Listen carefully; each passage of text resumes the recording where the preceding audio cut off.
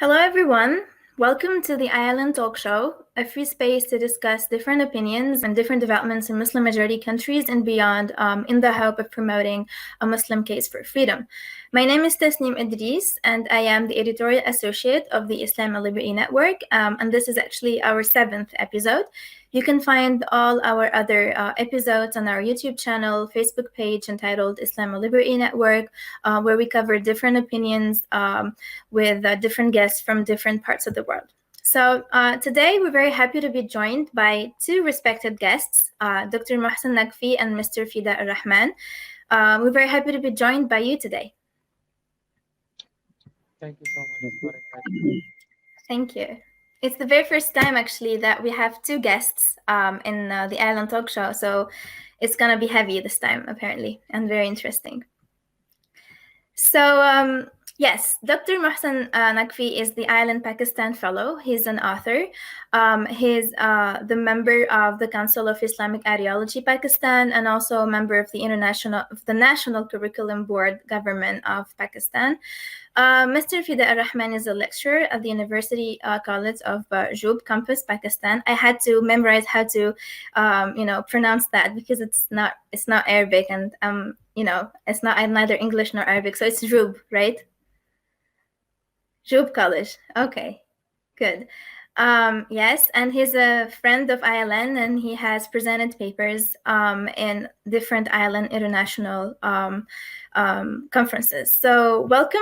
We're very happy to have you with us today. So both of you have worked together last March on a very interesting ILN online course entitled Social Understanding of Islam in the Light of Principles of Jurisprudence and Legal Maxims.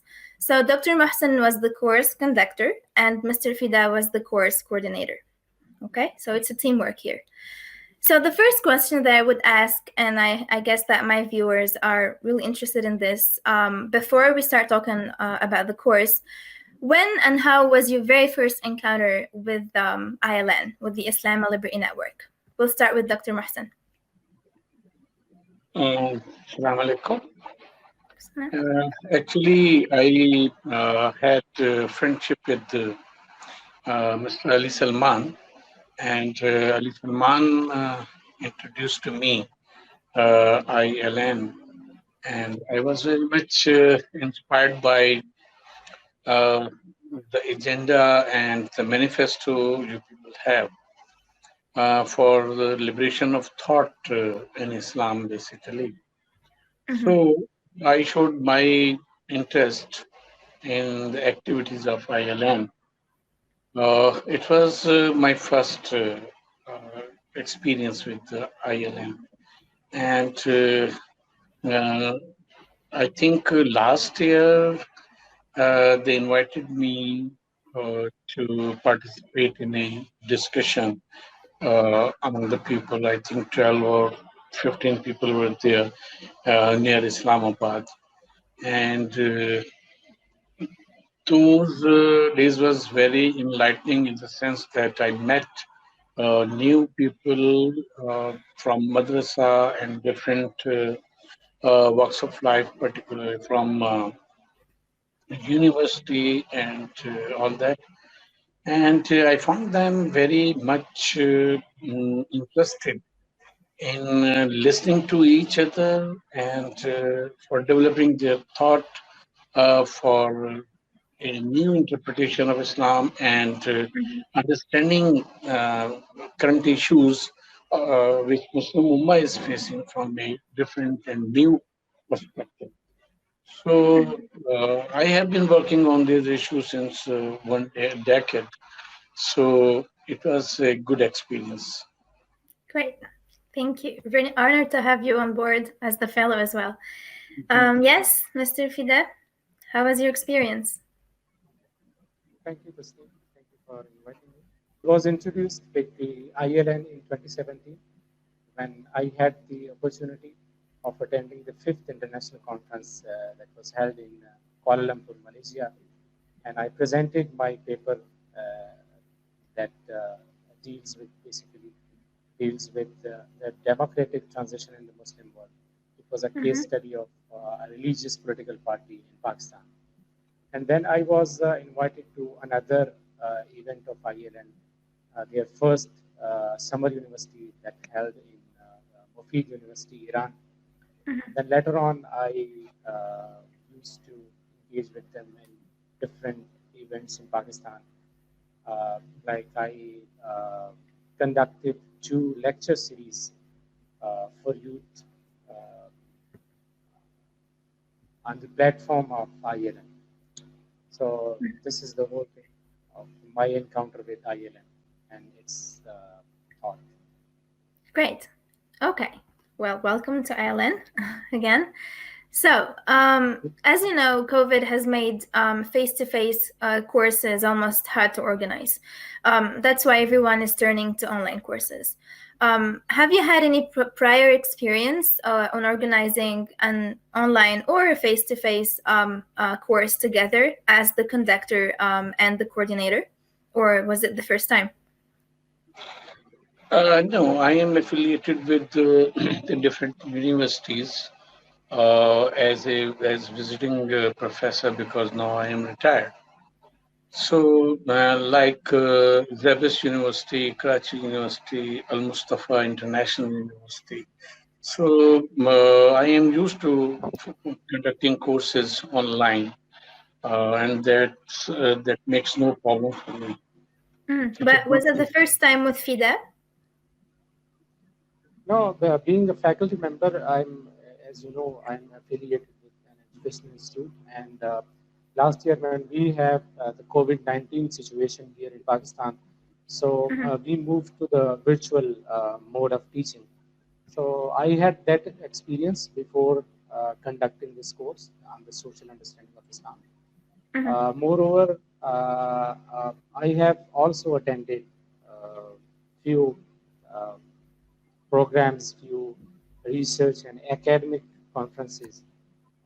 Besides this, I had the experience of conducting online lectures with youth in Pakistan. Quite recently, they had a very interesting lecture on the role of literature in peace building, like this. Okay. So I had experience before joining this course.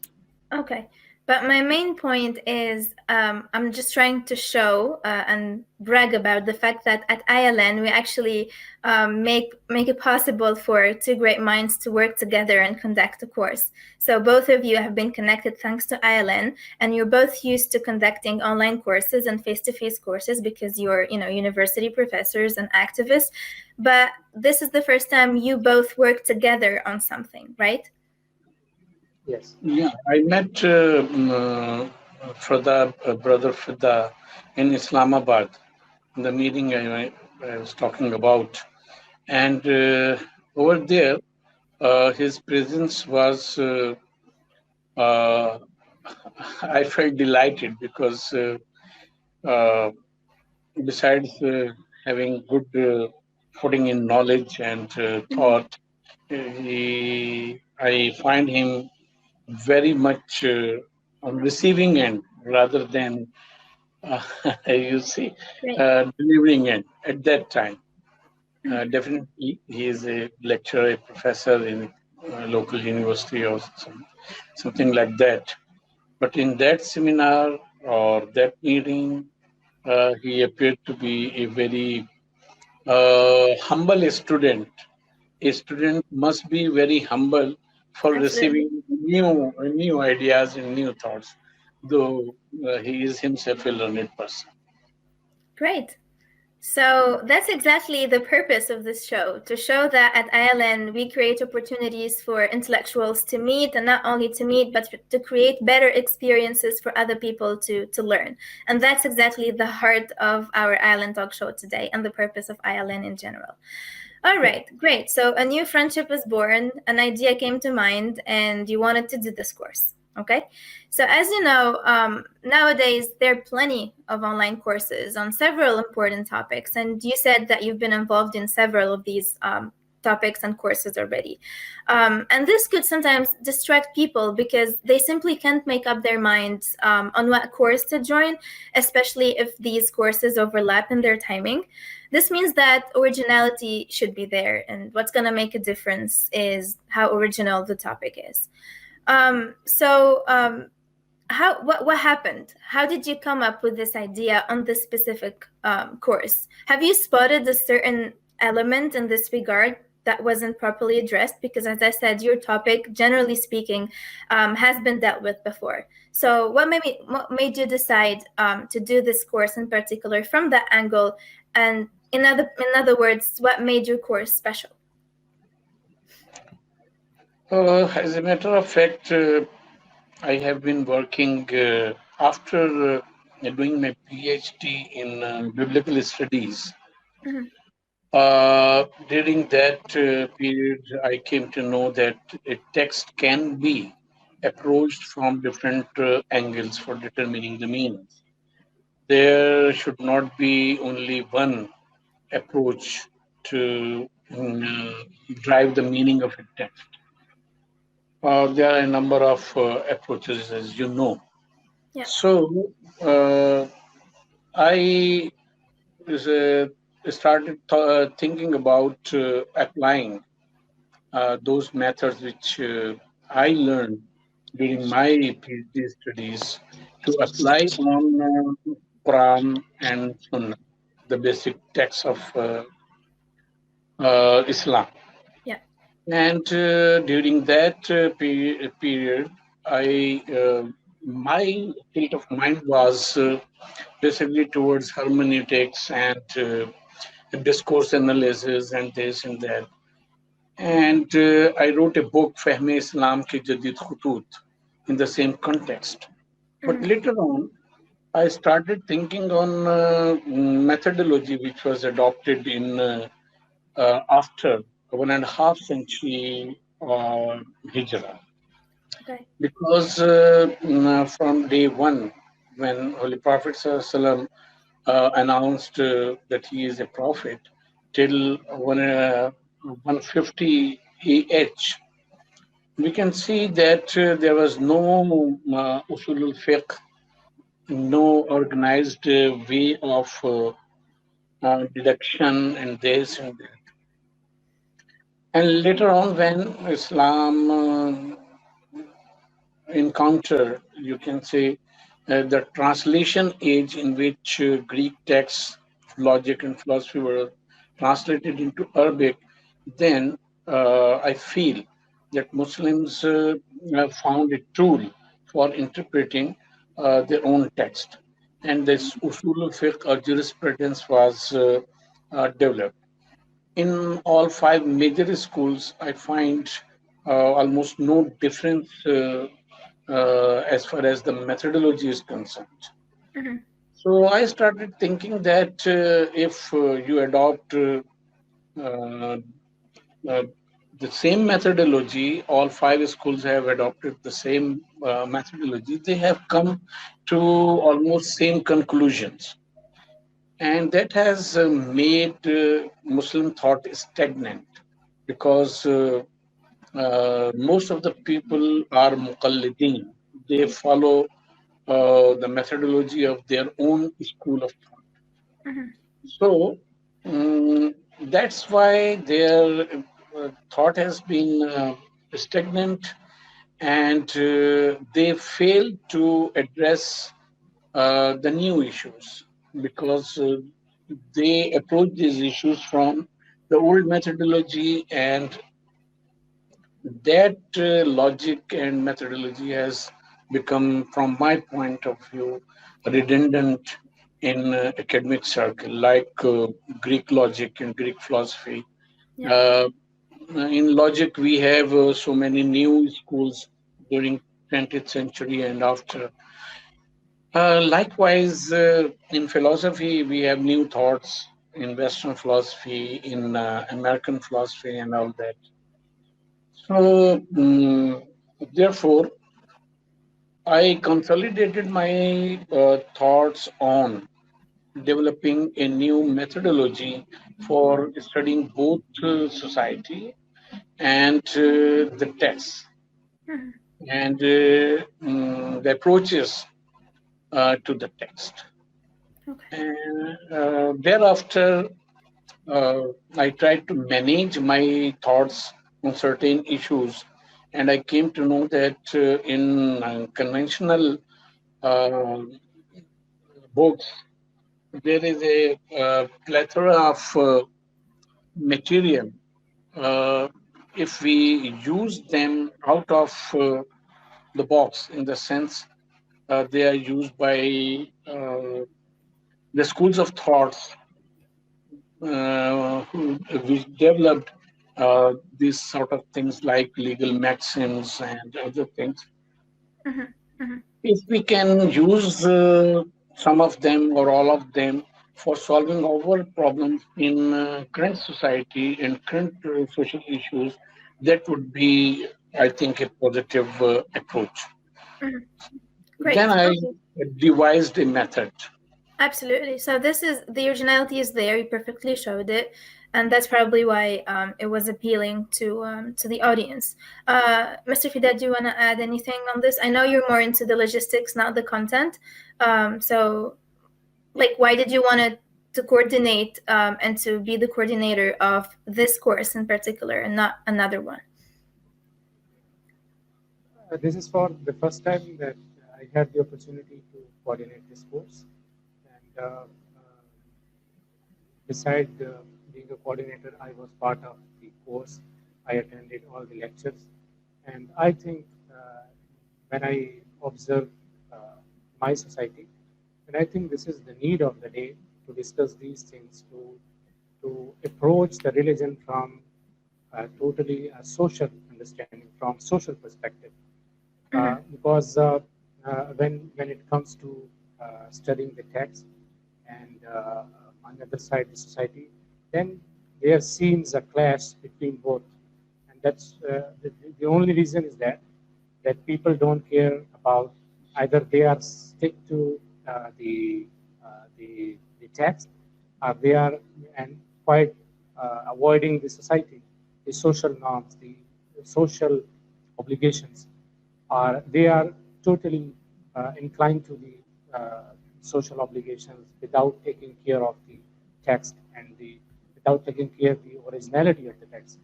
But in this course, we try to learn that how text can be approached while keeping in view the social perspective, the social obligations of the Muslims. So it was quite interesting, and we learned a lot. I had the opportunity of attending the entire course of the 12 lectures. Great. I mean, as you said, this course is a little bit quite advanced and different than the others because it's original and shed light on new aspects of this topic. So, as you said, this course on the social understanding of Islam is peculiar in the sense that participants should have somehow a prior knowledge of some concepts. So, how did you manage to ensure that that was the case with all participants? What kind of questions were there in the application form? Was that the unique criterion? Fida, this is for you because you were part of the choosing committee that chose the participants. And as we're talking about participants, were they all from Pakistan, or because it was an online one, did you manage to have people from other countries of the world? Most of them were from Pakistan. We had few friends from Bangladesh, from Finland, and from Brazil, as I remember. But most of them were from Pakistan. And the main criteria of selection was if they have a background of religious studies. So we preferred them first. Like they have MPhil or PhD in religious studies. And there were few participants who were not having a degree in religious studies, but they have some kind of experience, research experience or teaching experience in religious studies, are those topics which are related to religious studies, or which are directly related to the social understanding of Islam. So that was the criteria, the main criteria that we were more interested in their background, in their degree, and their academic work they are doing nowadays. So that was the main criteria. And we also asked them if they have any research activities, any research articles with reference to social understanding of Islam. So that was the main criteria of selection. Okay. Dr. Mohsin, you want to add something? Definitely. Fida has rightly pointed out the things. Actually, social understanding of Islam is not a new topic, in the sense that many scholars have talked about it. Yeah. But my approach was a different one, in the sense that when we say social understanding of Islam, it comes in the mind of the people that I would talk, or the speaker would talk about social issues and approach of Islam towards those issues. But my thesis is, and at that time my thesis was, that as I studied different schools of thought and their development, I clearly find that these schools of thought, though they belong to a single genre, but in Africa it developed differently, like Fiqh Hanafi. It developed differently in our part of the world. That means in Bar Saghir, that means subcontinent. It developed differently, and scholars of Hanafi fiqh who are working in Europe or in America, they are facing different issues. So they are coming up with different solutions, which are different from the conventional one. Absolutely. So because their approach is society, basically to solve the problems of the society. So I noticed that in different regions, because different regions have different cultures, different traditions, different habits, and all that. So single angle approach cannot solve the problems of all the regions in which Islam exists right now. Whether the different regions are following Imami fiqh or Hanafi or Shafi or Maliki or like that. So if we want to, because religion is nothing if it cannot solve the problem of the people, problem of the society. If it cannot solve the problem, that it becomes redundant in the society. So the regional approach, having in mind the regional problems, culture and all that, it should be taken in mind, and then the text should be approached and the solution should come out. It is what I tried to manifest in my lectures. Oh yes. Speaking of lectures, you divided the course into 12 lectures, and by the way, for our viewers, we intend to make them available, all of them, on our ILN website. So stay tuned for that. So speaking of the 12 lectures, on what basis did you opt to divide them into 12 lectures? And if a participant misses a lecture for whatever reason, would he or she be able to, catch up and fully understand the following lecture? Because, they could be completely linked. And in the description of the course, there was an emphasis on the interactive nature of the course. So, the participants would, talk and discuss and stuff. So, I repeat my questions. On what basis did you divide them into 12 lectures, and were they completely linked, or they're separate? Like you could attend a lecture and not miss out on the next one? First of all, the number 12 was not my choice. I was asked to make the whole issue in 12 lectures. So I tried to tailor my thoughts into 12 lectures. Okay. It could be 10, it would have been more than 12. So that was not my choice. Uh, in first few lectures, I tried to uh, explain some aspects from a sociological and anthropological point of view. Mm-hmm. Like I talked about profit and the book from social perspective. In sociology and anthropology, when we trace the history of the books which are called divine in different cultures, in different religions, so what was the background and how they took the prophethood, inverted commas, Mm-hmm. Mm-hmm. and the divine book as such. So, uh, our religion itself, development of thought in religion, how religion became organized in the shape of in the form of different religions like Judaism, Christianity, Islam, and some other religions.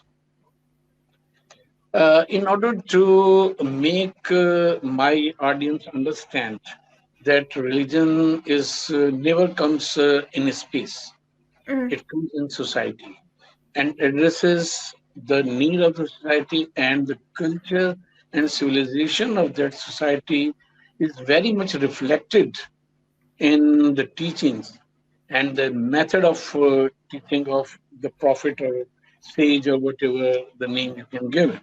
Mm-hmm. So, after clarifying these concept that we are living in society and this society is uh, also a living entity because it is dynamic, it changes, and therefore only a methodology which can cope up with the changing circumstances can keep the religion inside society. Yeah. So, after explaining all these things, I try to show some ways from classical literature. From classical literature, how we can address the new issues of the society and come to a different conclusion, different from what our classical thinkers or classical writers have come to Mm-hmm. Mm-hmm. without keeping with emphasizing on a certain methodology and by ignoring the needs of the society. Mm-hmm. That is the main thing. So I repeatedly talked about liberating the text from conventional thinking and approaching it from the point of view of sociology and anthropology. Mm-hmm. Perfect. Okay, we'll come back to the content of the lectures in a minute, but let me just ask Mr. Fida on something that has to do with the participants. Did you have any feedback, any expectations first once they were selected? Did you talk to them? Do they have any expectations from this kind of course? And then after you finished, did they have any feedback, like in particular about the course? Because it's clearly original and it's not like anything else they have ever attended as far as this topic is concerned. Yes, definitely. They had expectation and they wanted to be engaged with ILN in the long-term research activities. Uh, Mm-hmm. when they attended all the lectures, then we had a feedback session with them. And we talked about all those things, all the challenges, all the issues, and all the learning outcomes that they had during those 12 lectures. And it was very motivational, and we are hopeful that they will be, not all of them, but most of them will be engaged with ILN in the long run in various research activities. Like currently, I'm in coordination with them, and Great. they are working on their websites, which they will share with Dr. Mohsin for correction and for his feedback.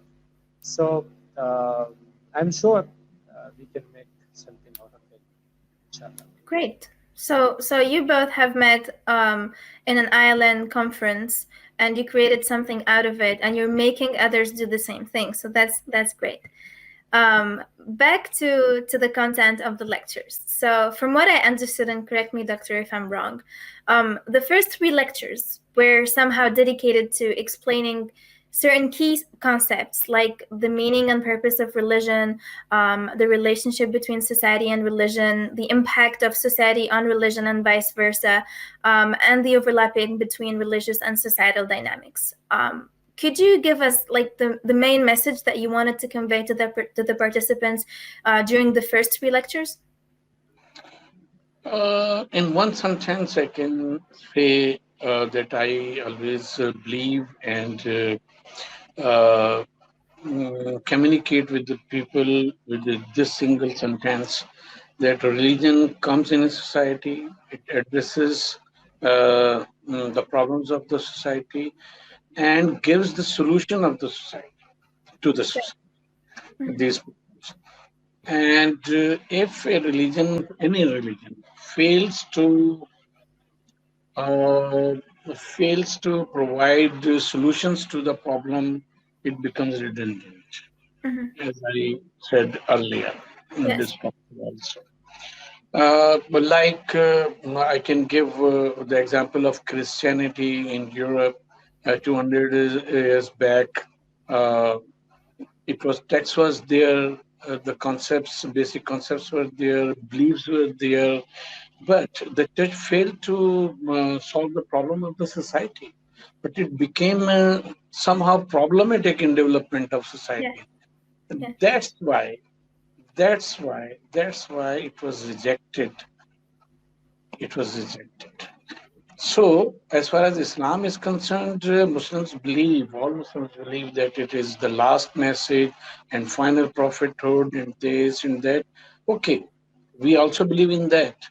But is it solving the problem of the society, different in different regions? No. So, it is the need of the time to come up with a dynamic methodology to solve the problems. Otherwise, beliefs should remain intact, but religion will also remain intact in a corner.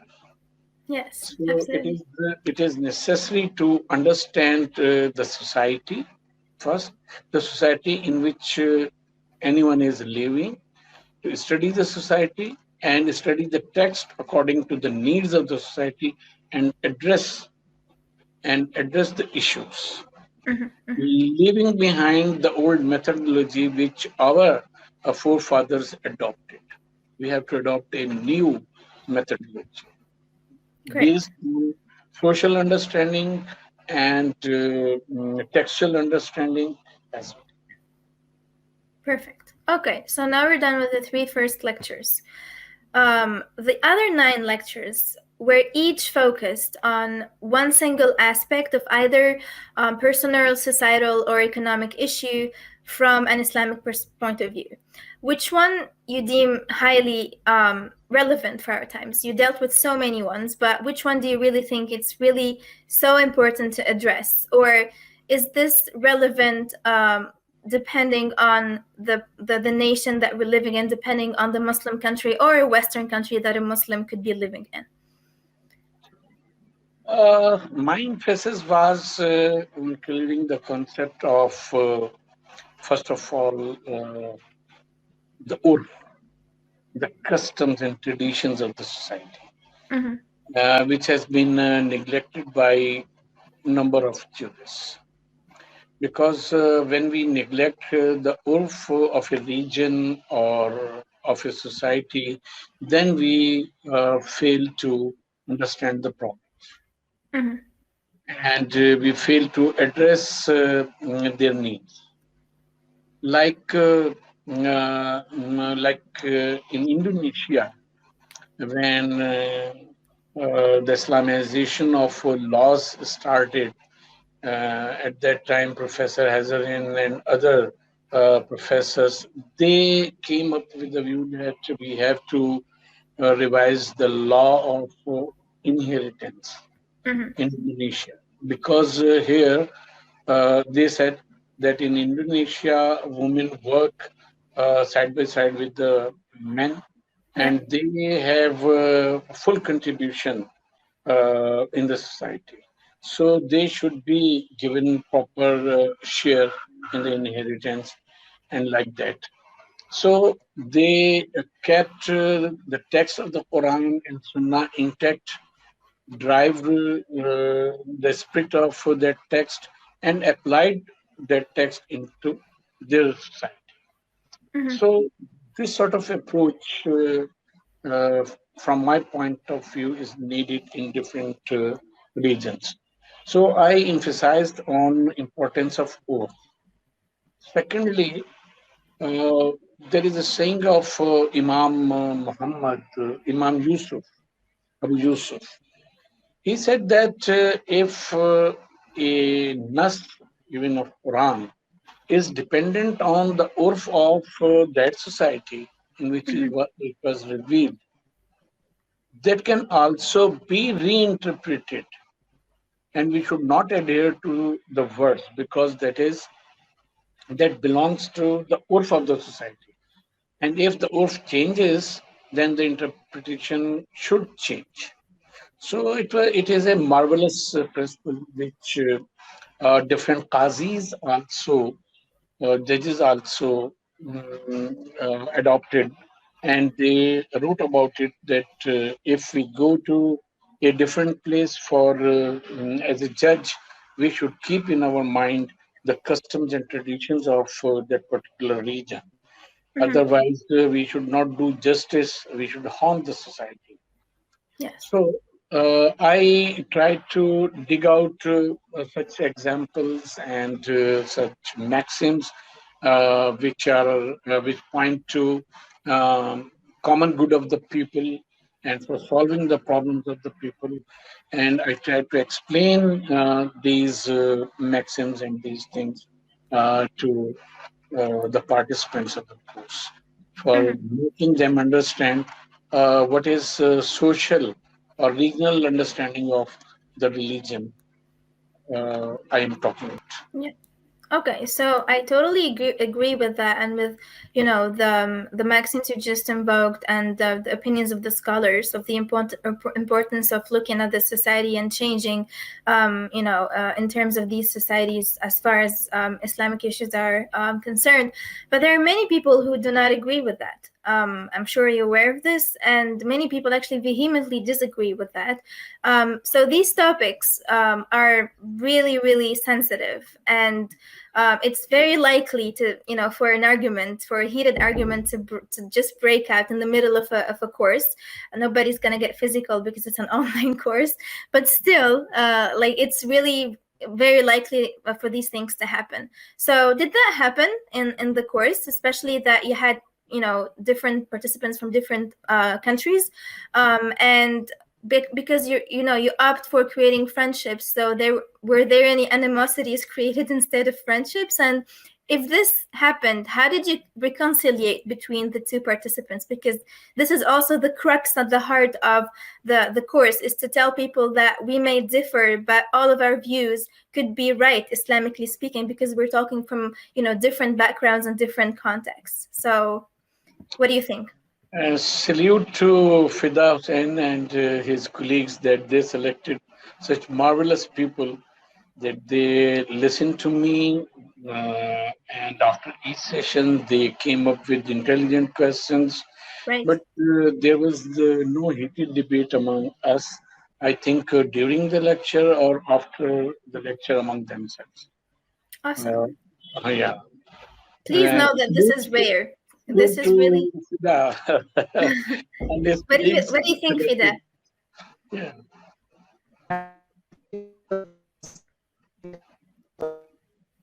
We can't hear you. Connection is not, yeah, connection is not good. Yeah. That is side. Can you hear us? This has to be edited out. That's fine. No, we can't hear you. Anyway, that's fine. I hope that he did not really instruct them not to, differ between themselves and to Yeah, just stick to one side. No, I don't think this is the case. They were completely free to say whatever they want, and yeah, that's really great, because most of the time, during similar courses, a lot of things happen, a lot of arguments and stuff. So that's really great. Congratulations. yeah. Fida is not here yet, but anyway, so Fida, can you just log off and log in again if you can? I think connection is poor or no connection at all. Yeah, there's a poor connection. Yeah. Audio is not working, I think. That's fine. Okay, so he's back. You Can you there? hear me now? Yes, we hear you now. Okay. So actually, it was our first time of offering this course in Pakistan, and we were not in a position to engage such people which can be problematic or can create any problems. So we were very much careful while selecting the participants. We checked their Okay. backgrounds, we checked their academic activities, their seriousness in this course, and all these things. That's why it happened that we didn't have any heated debate in these courses, and their response was very much intelligent, and their questions were. One thing I would like to add, had these lectures been in Urdu, maybe in our local language, maybe the response uh, different and quick. Different in the sense, not in negative sense. Yeah.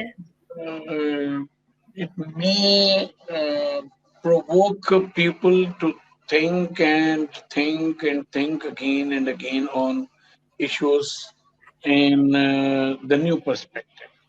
Yeah.